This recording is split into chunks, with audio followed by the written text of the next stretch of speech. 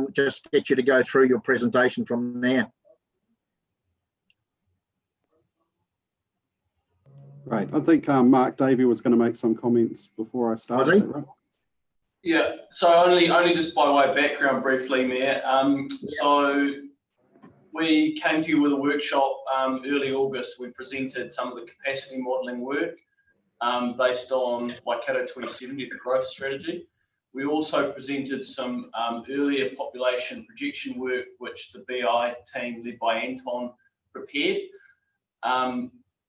Us, along with other future-proof partner councils, have got Dr. Cameron to go away and come up with some revised projections for Waipa, Hamilton City and Waikato District, which take account of the impacts of COVID-19. So this is building on that earlier workshop. So I'll hand over to you, Michael. Great, thank you, Mark, and good afternoon, everyone. Just by way of introduction, some of you know me already because I'm on your district licensing committee, but today I'm wearing a different hat. I didn't know that. Oh, God, sorry. Well, today I'm wearing a different hat. So get that under the radar, mate. Let me share my screen and then we'll... Again. All right. Hopefully you can all see that. Yeah. So I've been asked by a number of councils to revise population projections. There's a couple of reasons for that. Firstly, we've moved on quite a long way from the last set of projections which I did, which were some years ago now, and of course we've had a census in the meantime. We're still waiting for Statistics New Zealand to update the subnational population estimates, and that happens on about the 23rd of September, I think. So after that, we'll be able to actually do projections based on the 2018 census. It's been a long wait, but hopefully that'll happen soon. But the other reason is, of course, we're going through a substantial change in population for New Zealand right now as a result of the coronavirus pandemic. So, today I'm just going to make a reasonably brief presentation and then open the floor for questions from you all. So basically, I'm not going to talk too much about the methodology, but if you are interested, you're welcome to ask questions on that. These projections are fresh in the sense that they were only prepared the week before last, so they take account of at least some of the things that we know have been happening on the ground, and make an adjustment for the coronavirus pandemic, and I'll talk about that in a moment. But for the most part, the assumptions are broadly the same that we've used in past projections. So where does a population projection come from? Well, it takes account of the fact that there's basically only three things that happen in the population.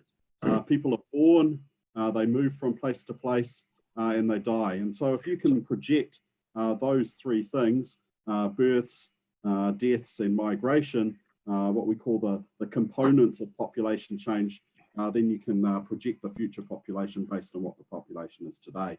So if we were to take the population of Waikato District in 2019, add the number of births from 2019 to 2020, subtract the number of deaths, add the number of people moving in, and subtract the number of people moving out, then we must have the population of Waikato at 2020. And so that's basically, in the simplest sense, what a population projection involves. Of course, there's a lot working in the background that you don't see, but that's basically all that it involves. And it's just rinse and repeat that same process over and over again each year through to the future. So each one of those components, births and deaths and migration, involves some assumptions. So in the projections that I've developed, we have looked at deriving alternative assumptions around births and deaths, so around fertility rates and around mortality rates, different from what Statistics New Zealand uses. But it turns out when we when we make those estimations, we get things that are very similar to Statistics New Zealand anyway. So the projections that I run tend to use Stats New Zealand's assumptions for mortality and for fertility. Where they differ though is in migration. So Statistics New Zealand, their approach is to assume a nice round number of net migration in each year for each district that sums up to a nice round number of net international migration for the country as a whole. Unfortunately, I don't think that does a very good job of projecting areas that are growing quite fast, because if you've got net migration that you've assumed is 500 per year in a district that's growing quite fast, that 500 becomes a smaller and smaller proportion of the population. So instead, what we do in these projections is we have net migration rates, which are a proportion of the population, so that net migration grows as the population of the district grows. And I think that that's an advance on what Stats New Zealand is doing. So how do we account for the coronavirus pandemic? Well, this is the third set of projections that I've done accounting for the pandemic. I first did some for Hamilton City and then I did some for Waipa. The Hamilton City ones I developed back in May. And at that stage, having talked to some colleagues who are much more expert in international migration than I am, their feeling was that the border closures would last perhaps a year. Of course, this is all highly uncertain, so we're working with very limited information at that stage. And so the assumption that I made at that stage was that there'd be no impact, that there would be an impact on international migration, but that would be limited to a period of 12 months and would drop to basically zero international migration. And so having done that, having made that assumption for Hamilton, it made sense to just carry that same assumption over for Waipa and then for Waikato, even though we may now believe that those border restrictions are going to be in place for a longer period and so might have a slightly larger effect. Also assumed no impact on fertility, despite any reports you may read in the media. It's unlikely that there's going to be a baby boom arriving as a result of people being locked down. And New Zealand's been pretty fortunate in terms of mortality, and we've seen basically no mortality impact of the pandemic either. So no impact on fertility, no impact on mortality, assuming a drop to zero international migration for a period of 12 months, and assuming no impact on internal migration within New Zealand. Because while people might not have been able to move around the country during lockdown, probably most people simply delayed any move that they would have made and then moved after we came out of lockdown. And you might question whether the assumption of a reduction in international migration to zero or near zero is an appropriate assumption to make. Some of you might have read stories in the media about large numbers of New Zealanders coming back into New Zealand as a result of the pandemic. So then might be expecting there to be a large increase in migration. Let me just dissuade you from that view right now. So here's fresh data from Stats New Zealand. This is the latest data we have on international migration. Hopefully you can see the graph at the top. The blue line is international arrivals. This is long-term arrivals. So this is people migrating to New Zealand permanently. The yellow line is departures. That's people moving out of New Zealand permanently. And you can see the difference between those two when the blue line's higher. That's net international migration. So this is for the country as a whole rather than for Waikato district specifically. But a couple of things you can see here is firstly, as the gap between the blue line and the yellow line gets bigger, that's more net international migration. So you can see over the last year or so that, as you might expect, that historical high net international migration, the highest it's been for a very long time, is being picked up in the statistics. But then we get to the pandemic and basically everything falls to almost zero. And so while there is still more in migration than there is out migration at the international border, it is tiny. So just let me give you a few numbers. In January, net international migration for New Zealand as a whole was about 11,000.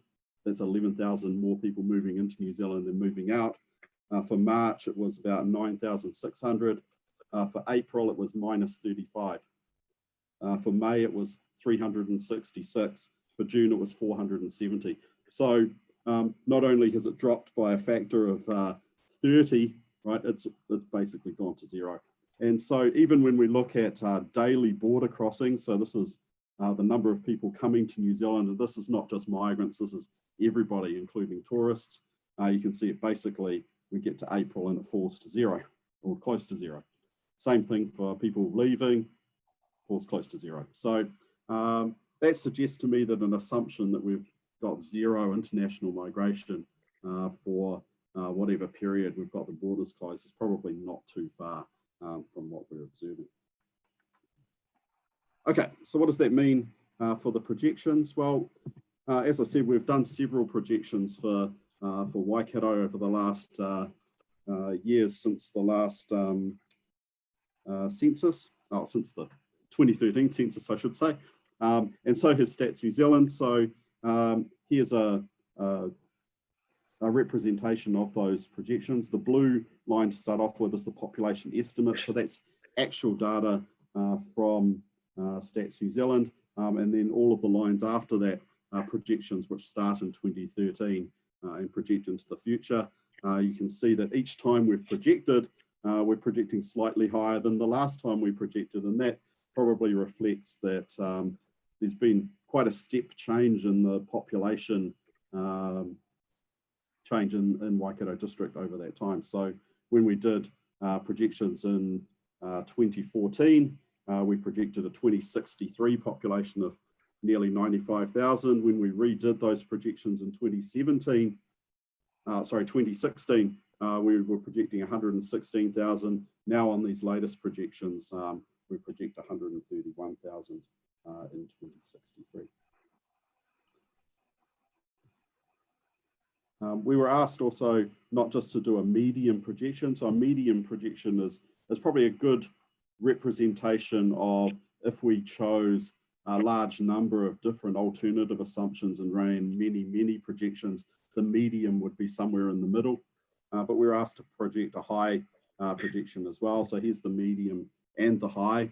The median projection is 131, as I just said, a high projection, which projects both higher fertility, higher net migration, and lower mortality. That projects the population to be nearly 154,000 by 2063. Where's that population change coming from? Well, we can break it down into a natural increase, which is the difference between births and deaths, and net migration. And so this is the picture that we see. Ignore the first few lines here because that was running the model so that it would pass exactly through the point, which is the 2019 population estimate for Statistics New Zealand. But after that, everything is the model projecting. And you can see that natural increase peaks in about 2023 and then declines. Part of the reason for that is declining fertility, but also population aging as well. So it's picking up both of those things.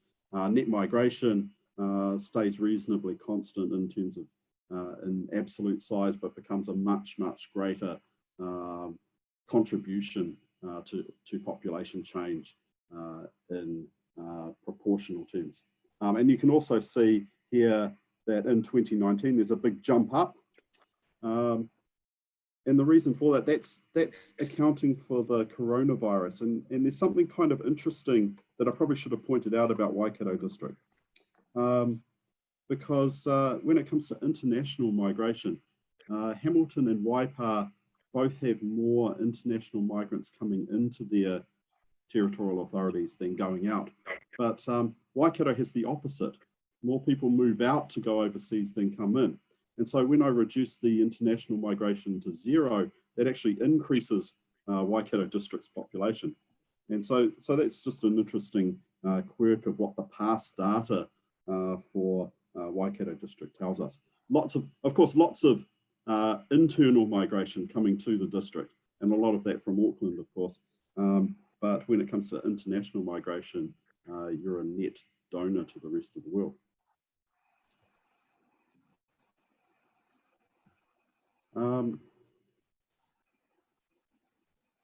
Okay, so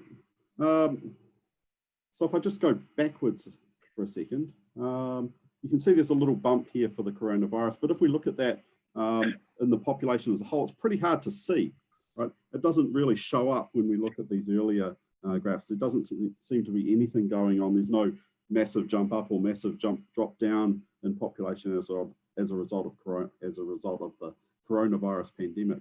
And that's because even though we might be observing it now and think that it has a big impact, and certainly it's having a big impact on us personally, in terms of its demographic impact, it's pretty small, right? It's pretty difficult to see. And so if I take the example of an event or a couple of events that we know would have a very big demographic impact, which is the combined impact of the Spanish flu and World War I on the population of New Zealand as a whole, even the combined impact of those two very large events that killed large numbers of people, it still is only a very small sort of dip out of what was a long-term trajectory. And that really shouldn't be too much of a surprise for us. Most demographic change is actually momentum-based, it's very long-term, and so even a very short, sharp pandemic like we're experiencing right now, in demographic terms, it doesn't have a very large impact on the population total as a whole. Okay, so what can we take away? There's a lot of uncertainty in the future population. That uncertainty is picked up by the difference between that medium projection and the high projection. What we can be sure is that the Waikato population is growing. It's growing fast. It's growing faster than we had anticipated even in earlier projections based on the 2013 census. And we know for sure that the population is aging.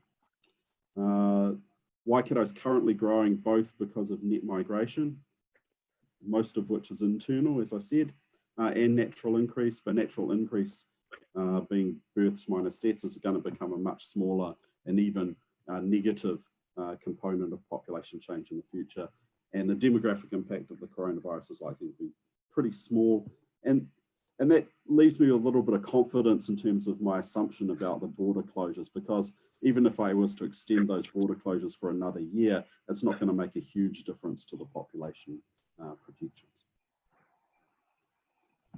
So that's the end of my presentation, but I'm happy to take any questions that you may have. All right, if you want to bring it back to the screen and take your screen down, Michael. Yeah. Okay, yeah, look, that's interesting. Based off what you've said to me then, through the coronavirus, birth controls worked really well. So that's a positive. I don't know whether it was intentional birth control, but yeah. that was contrary to what the media were telling us, and probably more of the jokes that were flying around at the time. Definitely, I think we'll know the real impact of lockdown in about another 5 months. Yeah, you're right too. Hey, look, just in relation to migration. And I suppose this is the way I looked at it in relation to, do you treat returning Kiwis, which there has been, I understand, in the last few months, about 40,000 have come back. You don't treat them as migration as such? They are treated as migration.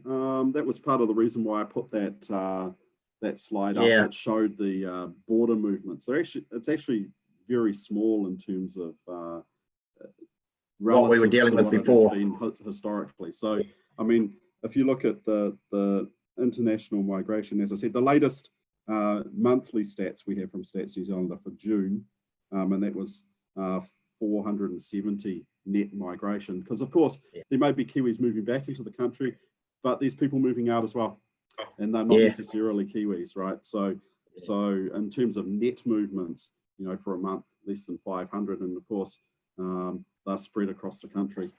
So the impact on Waikato is likely to be quite small. So. Yeah, that's what I sort of thought. Okay, questions? Axel, and then Jan. Yep. Yes, just a question in regards to your confidence, Michael, around the medium or high scenario. I mean, you know, given that, I mean, this is crystal ball gazing, of course, but you acknowledge that when we look backwards, in fact, your estimates at that time were undercooked, you know, for the growth that we actually observed. So I guess my question is, to what extent do you think you've got it right now, looking forward, armed with that knowledge, versus, you know, undercooking it again? Yeah, you're right on the crystal ball gazing. I think it's always worthwhile to think about these projections as being a scenario, and that there's uncertainty around those. And so some work that I've recently done with Kim Dunstan, who's at Stats New Zealand, and Len Cook, who was our former government statistician, we've been looking at uncertainty and whether, or the extent to which the low, medium, high type scenarios that we typically put together capture that uncertainty. And so what I can say is that based on that work, the difference between a medium and a high scenario, or sorry, I should say the difference between a high and a low scenario captures about 67%, captures the actual future population about 67% of the time, which means about a third of the time it's outside of that. So it's a good representation of that uncertainty, but we need to recognise that there are many things that are changing. We may not necessarily capture all of them, and so taking the median projection as the one true future is probably not the only way that you could interpret it. And just as a follow-up to that, in behind the data that you've presented, do you see any further nuances to different parts of our district? And I guess I'm talking in particular around the growth of Hamilton spilling its boundaries to its immediate surrounds and Auckland coming over the hill. Yeah, that's a good question. We've the projections that I've developed this time are for the district as a whole. It doesn't have anything to say about where in the district that that growth is going to occur. You're right that it's likely to be in areas that are around the boundaries, but also depends, of course, where your growth cells are, and depends on the actions of developers and so on, all of which is of course, a higher degree of uncertainty. Now, I will say that the next projections that we're doing shortly with Waikato Regional Council and with Futureproof, that we'll be developing after Stats New Zealand has updated the population estimates for 2018 and 2019, we'll take those down to the SA2 level, which is, what's the best way to describe it? Sort of suburb level, if you like, across the district. So that will give a little bit more idea about where in the district that will be. But I've also been talking to Anton and Mark, and they've got some methods that they're going to use to use these current projections and take them down to that more granular level as well. Thank you. I guess, sorry, also answering your question, does it account for Hamilton's growth? It does, in the sense that Hamilton's growth has affected Waikato in the past. Same thing with Auckland has affected Waikato in the past. And so because we're picking up those past trends, they're going to be carried forward into the future. I guess one of the sources of the the reason why past median projections have under-projected for Waikato District, both for Stats New Zealand and for our projections, is because the influence of Auckland has grown much faster recently than it has previously. Probably, okay, Councillor Sedgwick, and I'll just make another comment. Thank you, and I too think this is fascinating stuff, Michael, but we are almost asking you to keep shining your crystal ball, and I understand the vagaries of that, even though it is a science. Very interested in the comment that you made that we're growing fast but aging, and I'd like to understand how you reach that conclusion, but equally, just the comment you made just now about growth coming from Hamilton and from Auckland. Are you predicting that growth, from your comment, I would take it you're predicting that growth would be older people rather than younger people? Because otherwise, how do you reach a conclusion of a generic population that's aging? Okay, so in the simplest sense, when you go from 1 year to the next, every person in the population gets 1 year older, right? So that's one source of the aging. The second is, as you're right about migration, right? The age profile of migrants does make a difference. If we're thinking about migration within New Zealand as a whole is aging. And so if you've got migration coming from other districts and those districts are also aging, then your migrants are likely to be slightly older as well over time, if that makes sense. Also, declining fertility is a trend across all of New Zealand. It's not something that's specific to this district. And so lower fertility means fewer births. So then the cohorts coming through of younger ages are smaller in percentage terms compared to earlier, older cohorts. And so all of those things are going on. They're not specific to this district. Every district in New Zealand is aging. They're aging at different rates. Hamilton is one of the youngest territorial authorities in terms of its median age. Waipa, Thames, Coromandel are amongst the oldest. So it's different across different areas. Waikato is somewhere in between, right? But all areas are aging.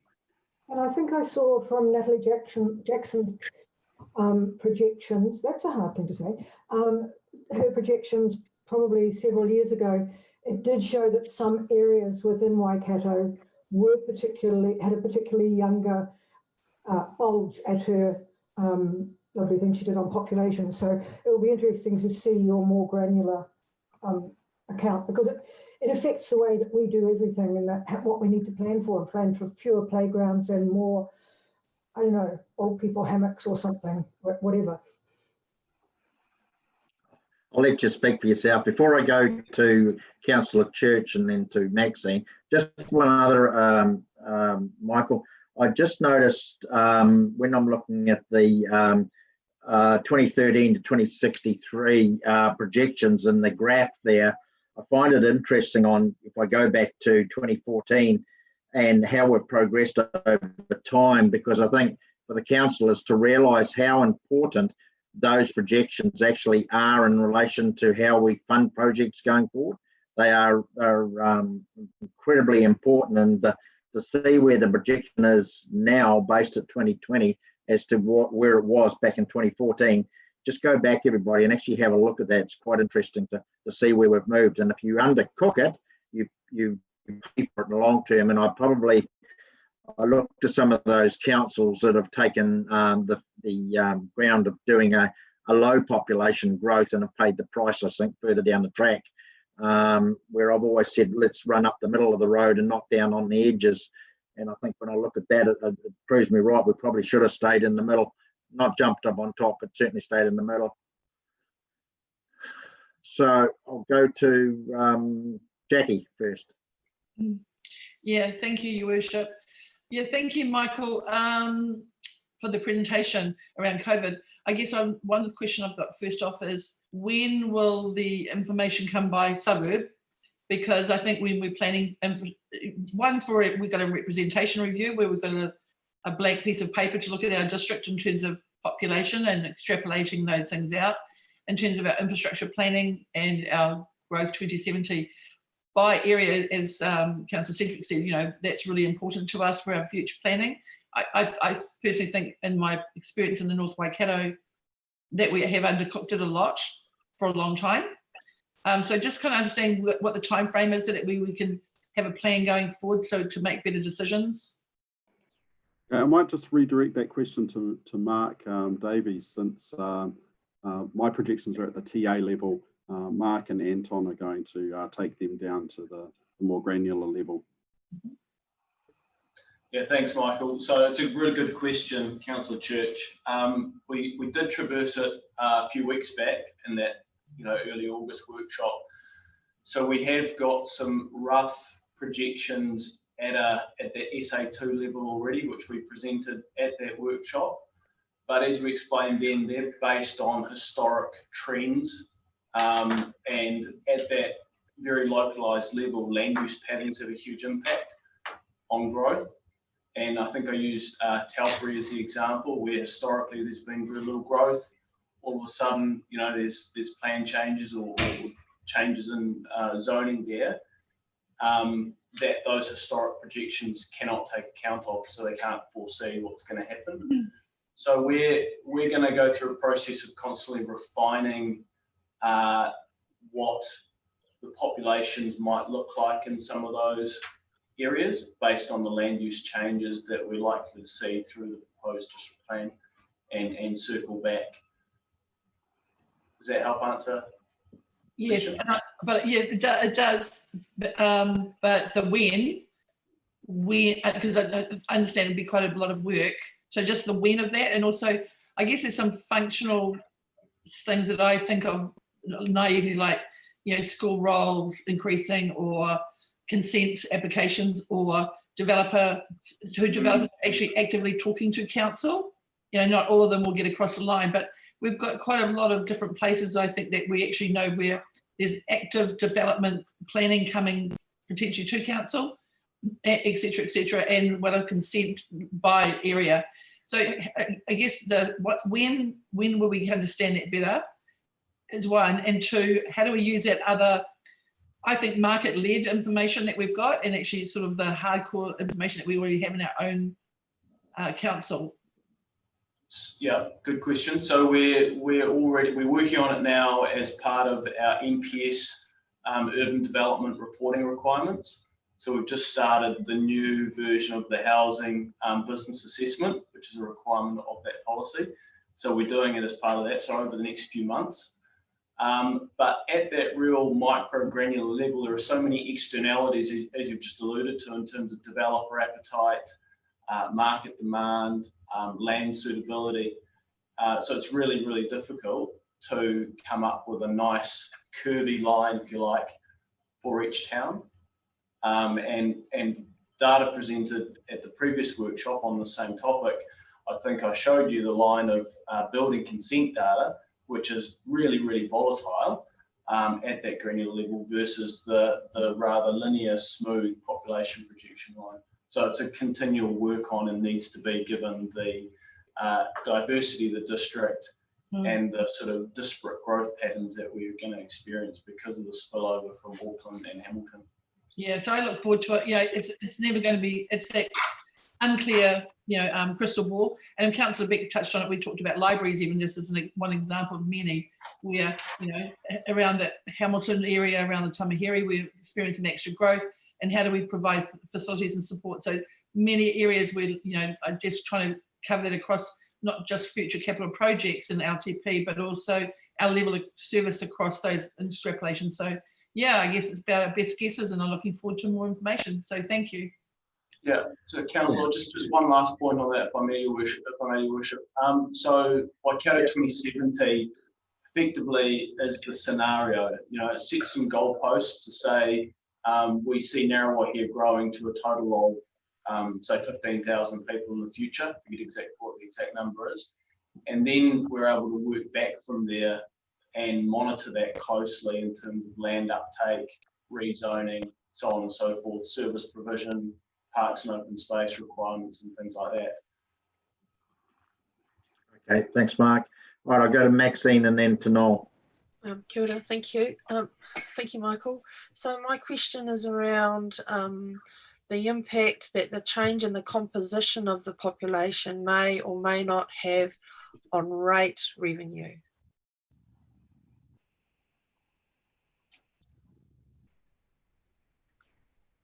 I'm not sure that that's a question I can actually answer. The projections I didn't present in my presentation the household projections. So we have projections of the numbers of households and families by type. I guess that might be another question for Mark in terms of how that might translate into projections of future rates revenue, which of course depends on commercial activity as well as demographic population change. I think I'll revert to Alison to answer that one. She's got a hand up and she's telling me she wants to answer it.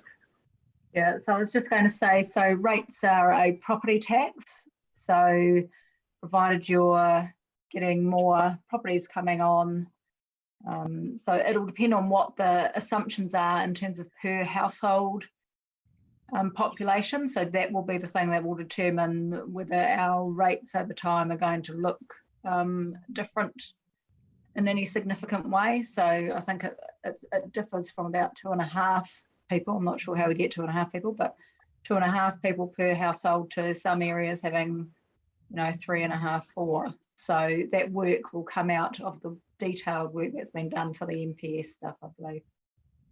So just on that, Alison, so added population doesn't necessarily mean added rate take. What it does do, added population without growth in relation to residential growth and employment actually leads you to more pressures on the existing ratepayers that actually make up that financing stream. Yeah, that's right. So if you get population growth, but you don't get a similar trajectory in the dwelling side of things, then you're going to have more people that you need to service from a community perspective, but still a relatively, you won't have the economies of scale. You have a relatively static. But I'm sure that's not the situation, but I don't have that data to hand, so maybe Mark could comment on that. Yeah, we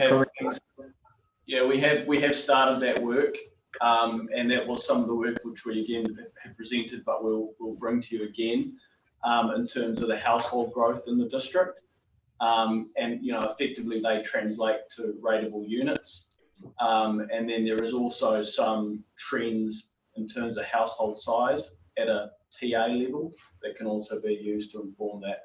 And over time, I think it's actually trending downwards. So from that 2.5 persons per household, for example, trending down generally. Okay. No. Sorry if you can't understand me, but I'll try.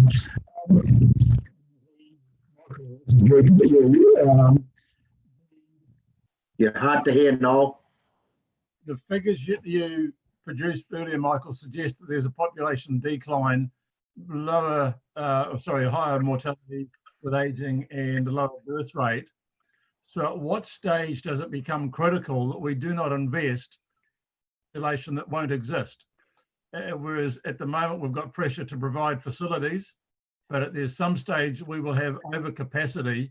So where's the threshold that is likely to come from having pressure as opposed to investment? Hopefully you understood. Yeah, I think so. The population of the district is projected to grow the whole way through those projections, all the way to 2063. And if I was to extend it beyond 2063, the population would be projected to continue growing beyond there. So in terms of providing services, the demand for services from the population is likely to continue to grow because the population is growing. The mix of the services may well change, though, if that's what you're asking, because the population is projected to age and older people have demands for different services from younger people. I'm not sure that there's quite a tipping point per se as to when those services might change. I think that might be it's a very difficult question for me to answer, and it's probably a question that you as a group need to answer rather than me. So, yeah. Yeah, look, I appreciate that, but it is something that the council or future council absolutely have to wrestle with. So, yeah, thank you very much. Thanks, Noel. Jan? Just thinking that perhaps a decline in school roles might give you an early heads up on that. I can't think of any other way myself. It's pretty hard these days because our school roles, from my knowledge, are not declining. But what we do see, as we've seen for decades, is large movement of children throughout our district moving into schools, perhaps within other communities, which distort a lot of those sort of figures as well. Makes it really hard. Okay, has anyone else got, Jackie? Yeah, and I think, that movement, just last time I'm trying to visualize what we saw in the past around the aging, because from memory, it's like, it's maybe, I don't know, say 10 or 15 years where, or even a whole generation where we've got an aging population and the average age ages a year. So it's not like one 10-year LTP period, we're 25, and then the next LTP period, we're 35, et cetera, That's my understanding of the visual. So maybe a bit more clarity around how fast our population is aging, and particularly for our area, and overlaying that would be really helpful, because yeah, we are interested in really good footpaths for the scooters, for the more elderly people, and we're also interested in youth and playgrounds, right? So can you just give some clarity around how quickly New Zealand is aging, or our part of the world? Yeah, just to give you some context around that, when I say that the population's aging, that doesn't mean necessarily that the absolute number of young people is declining. They're just becoming a smaller proportion of the total population. And so while you were talking, sorry, Councillor, I was just quickly scanning through one of the outputs that I've given to Mark, which actually has projections by age. And if I look at the population aged 5 to 9 years, it sort of bounces around a little bit, but it doesn't really decline. But as a proportion of the population, because the total is increasing, proportionally it's going to be smaller, right? And so that's what the population aging is representing, right? That older groups are a larger proportion of the population. And you can see that if you've got, I believe you've got my report. So if you look at figure 4 of the report, which is on page 6, there's a couple of population pyramids there. And the population pyramids basically are a representation of the proportions of the population by age and sex. And so you can see, sorry, I can't bring it up on screen for you easily, but that there's a bulge at the bottom of the population, which is young people, and then there's a second bulge a bit further up for 2013. But by 2043, you can see that bulge at the top is becoming much bigger. So proportionally, the population of the district is becoming much greater in those older age groups. Right. It's not really how quickly is, I guess, part of that understanding. So we plan 10 years to 10 years, 30-year strategy, 50-year growth strategy, blah, blah, blah. All right. And then we're doing decisions based on that infrastructure. Let's say a playground. A playground has a life of 25, 30 years, I think, or even less. So therefore, are we going to be concerned about an aging population and the speed that the population is aging, even if the amount of people in each category, the younger ones are a smaller percentage, the number of people is there, but how quickly is it aging is to the suitability of our infrastructure over the period of times. That's a really good question that I don't think I can answer on the spot right now, but I can say that that all the detail underlying that is there for you to be able to extract that sort of information. So we could draw a line of how quickly is the school age population changing. We can do the same for prime age people. We can do the same for the older population as well. So all of that detail is there, and I'm sure that Mark or Anton can easily collate that for you. Yeah. Okay, is there anybody else that's got any questions for Michael? All right, nobody's showing up. Okay, look, that probably concludes it then. Unless you've got anything more, Mark? All good? Look, thanks, Michael. As I said, some of us, sadly, I'm not belying your profession, but find the stuff as politicians quite interesting, and I'm one of those. Of what's always fascinated me, how we project population growth and that, and we look at the obvious ones for me as in relation to new builds and all those types of things, but it's really an interesting subject that I personally find incredibly interesting to follow. And as I said before, the projections that we've been doing for the last 6 or 7 years, when you see where the lines are taking us now in respect to our planning around some of the things that have been raised by Councillor Church and others around providing playgrounds, facilities and stuff like that, makes it more and more important that we actually get this right. Otherwise, future ratepayers, dare I say it, or population in a decade or two will be paying the price for us getting it wrong. So that's why I've always supported the concept of running the medium line rather than the low line, which means you'd underinvest. And I know that some councils have taken that path and it hasn't paid off for them. So look, thank you very much, Michael. Really appreciate the work you do for us. And as I say, keep up the good work with Noel. Now I know what you do in your part-time jobs. and thank you very much, everybody. And that probably concludes our workshop. Thank you, everybody. Thank you.